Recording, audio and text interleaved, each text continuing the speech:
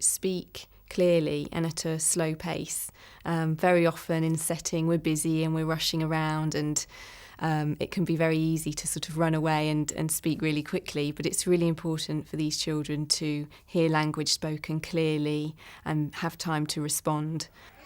And it also is really important that you have meaningful conversations with children, not talking to them like they're different to us as adults, so that we're, respecting what they're telling us, what they're talking to us about, and giving them that proper conversation. We also try and encourage practitioners not to ask too many questions. We go up to children and we say, "What are you doing? What are you playing with? Do you like doing that? What are you going to do next?" They find questions very hard. So a top tip would be, make a comment instead of a question. Tell them something about what they're doing.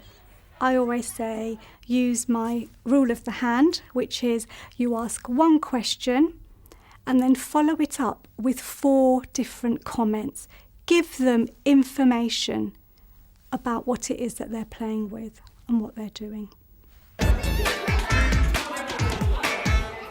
For me, it would be very remiss if I didn't say anything about nursery rhymes, because I think the power of nursery rhymes in teaching children language and having joy between two people, which is about communication. They are absolutely fantastic. The rhyme and the rhythm is absolutely fantastic for those building blocks for reading and writing later on in life. For me, when I was a mum, what I used to do was I'd repeat them and repeat them and repeat them, and then I would leave a gap at the end of it for my child to fill in.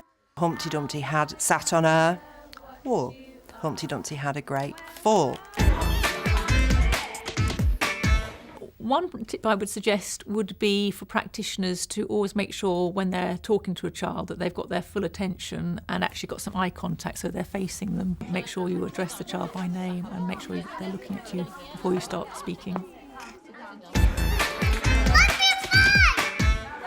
One of my top tips is to include action rhymes, rhyming, playing with language as part of everyday activities.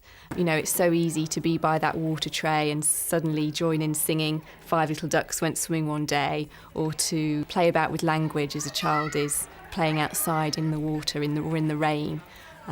It's really great for their language development.